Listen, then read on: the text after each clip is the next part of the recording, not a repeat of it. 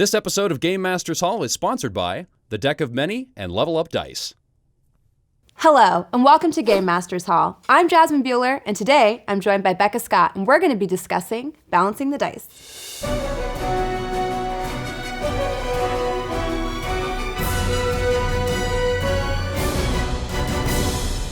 So Becca, as a GM, what do you do when narratively you want to tell one story, but then the dice go another way?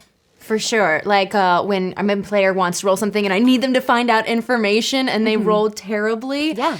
I think then that's when it forces you to really get creative because you just have to find a more circuitous path to have them find that information, right? What do you like to do in that situation? A lot of the times I like to use the phrase failing forward. Or success with conditions.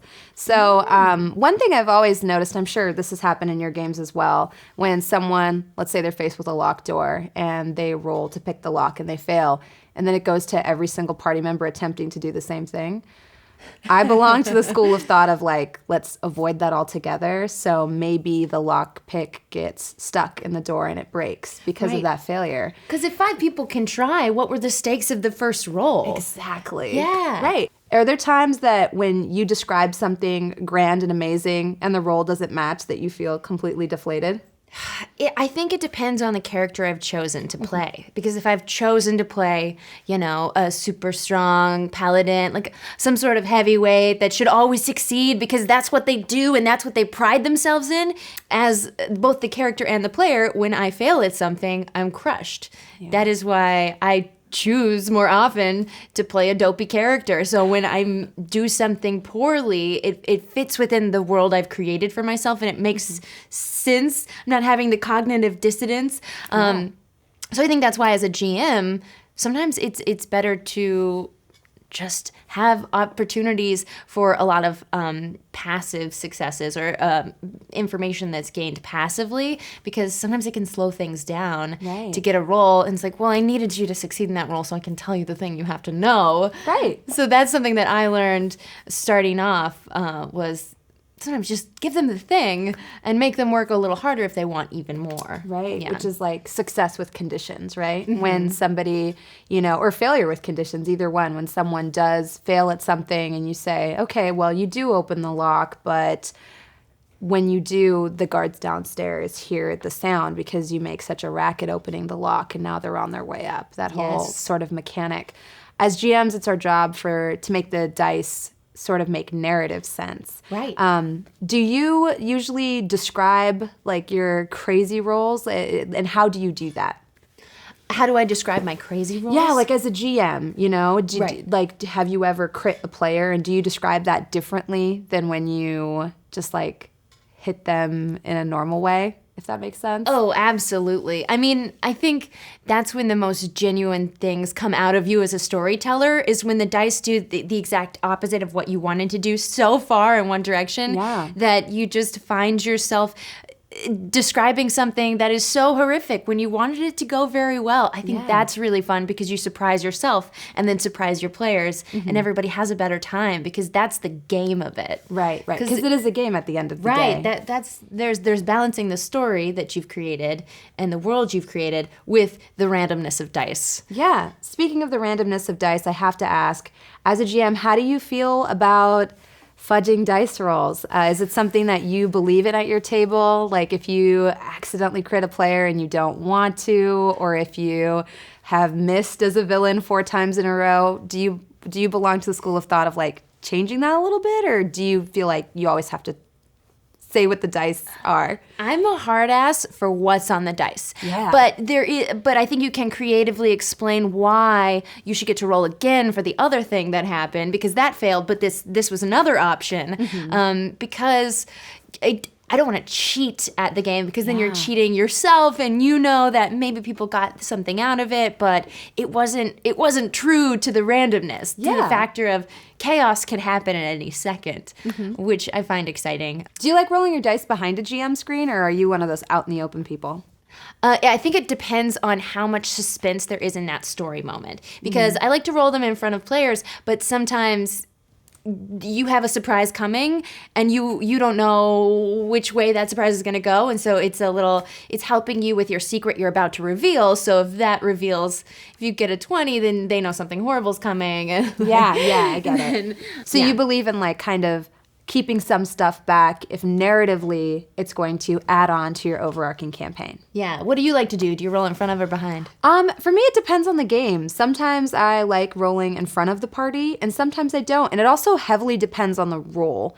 If I'm rolling to determine like who is going to get attacked, or if I'm rolling to determine, whether or not a character gets charmed or whether they resist something, I sometimes don't want to tell the players whether it's succeeded or failed.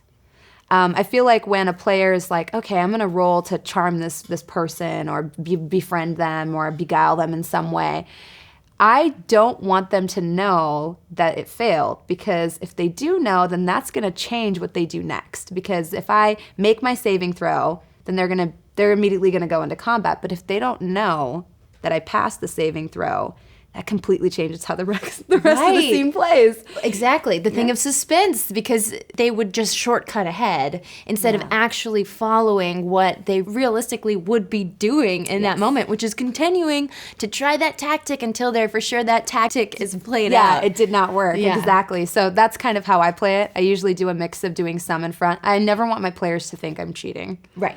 But I think a lot of GMs don't view changing roles as cheating if it serves greater storytelling. But it looks like both of us agree that we don't like... Don't change your die rolls. Just figure out a way around it. GMs. When it comes to DMing, one of the most important things in any session is pacing. How do you deal with dice that are obstructing the overall pacing of the game? I say skip it. Yeah? I say if you're coming in a room and it's something that if they were actually entering that room that they would observe, then why roll for something like that when it just slows down, especially in the less exciting part of your adventure of the going in a room and exploring and just waiting for them to... maybe if there's something hidden in a drawer that you want them to find, then they have to use a search action in order to open the drawer. But if there's something sitting on the table, they're probably going to notice it when they come in a room looking to adventure. Right. Do you ever use NPCs to try to push the rolls along? I know you were saying earlier, like, sometimes your players will fail at making a dice roll. Have you ever tried to bring in a character that then gives them that information some way or pushes them in the right direction? Yeah, absolutely. I mean, and then they get a fun story element, which you wanted them to find organically on their own, but they just didn't. And it's kind of you having one of your many egos step into the game and say, guys, you didn't get this. I'm just going to tell you. But with a voice. And a different physical description than you're in. Yeah. I know for me, a lot of the time, I will find a way to gloss over some of it. But I also want them to know that they missed something. So usually what I do is if they miss something in a room, it'll come out again like 4 episodes later, or 4 sessions later, I should say. Somebody will be holding that letter that they missed, and it'll be like a major plot point of like, aha, but you didn't know this, which was sitting in the dead man's drawer. And they're like, oh no, we but didn't we look in the searched drawer. room. Yeah, that stuff is the best. I always love that. So you kind of give them a gotcha. Or Yeah. like, I told you so. Yeah, that's the best. That's like the biggest perk of GMing. We do a lot of work to set up the games, you know? Yeah. We deserve our gotcha moments. Right? Yeah, exactly. So something that you mentioned earlier, I know David and I talked about it too, was that making every roll matter. Now, I know we were talking a little bit earlier. Can you explain to me and our audience a little bit of some of those like tactics you use to make a failed roll like interesting, or Sure. instead of it being like, oh, well, this just doesn't work? Well, maybe your characters are in a cabin in the woods with a witch, and that witch is doing a spell that's gone haywire, and you try and shoot a fireball at the demon she accidentally summoned. And you roll horribly for that fireball. Maybe you're in a wood cabin that goes straight through the ceiling and starts to crumble the building around you. Right. And then you have to deal with escaping, and all of your friends and fellow players are upset with you, and they have to deal with the repercussions of your horrible fireball mistake. That's actually really awesome, because that entire scenario becomes a new problem. Like in one way, you've pushed that boss encounter along because maybe the burning log cabin will deal with the witch, but it's placed another obstacle in front of your players. So it's actually a really interesting tool to keep the story moving while not just, okay, well, this works and we're going to move it along. It's actually a really interesting tool. It almost seems like the distilled wisdom of our chat today has been that there's 3 elements of that drive the story in any campaign. Go on. There's the storyteller, there's the players, and then in the middle we have this like thing called the dice, which almost represent like the entropy and the chaos of the universe, right?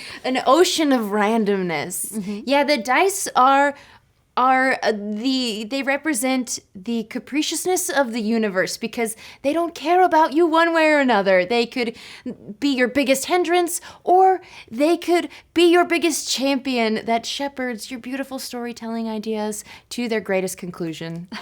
Who's to say? And before we wrap up, we're going to head over to Xander, who's with Emily of Level Up Dice.